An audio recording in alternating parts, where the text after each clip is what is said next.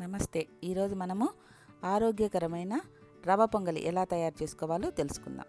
దీనికి ముందుగా మనము బొంబాయి రవ కానీ, గోధుమ రవ కానీ, బియ్యం రవ కానీ ఏదైనా పర్వాలేదు తీసుకొని దానిని 2 నిమిషాల పాటు వేయించి పక్కన పెట్టుకోవాలి. తర్వాత కడాయి పెట్టి దానిలో తాలింపు గింజలు వేసుకొని బాగా దూరగా వేయించుకోవాలి.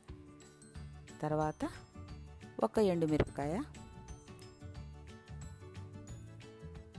కొన్ని జీడిపప్పు వేసుకొని బాగా వేయించుకొని 2 పచ్చిమిరపకాయలు, కొద్దిగా కరివేపాకు, 1 టేబుల్ స్పూన్ మిరియాల పొడి, 1 టేబుల్ స్పూన్ సన్నగా తరిగి ఉంచుకున్న అల్లం ముక్కలు వేసి బాగా వేయించుకొని దానిలో మనము 1 గ్లాసు రవ్వకి 2 గ్లాసులు నీళ్లు, ముందుగా శుభ్రంగా కడిగి 10 నిమిషాల పాటు నానబెట్టుకున్న 1 కప్పు పెసరపప్పు వేసి పొంగలికి సరిపడినంత ఉప్పు వేసి నీళ్లను మనము బాగా మరిగించుకోవాలి.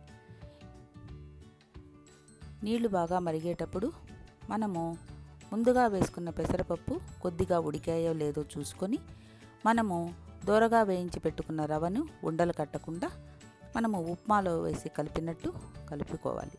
తర్వాత 1 టేబుల్ స్పూన్ నెయ్యి వేసి 2 నిమిషాల పాటు మూత పెట్టి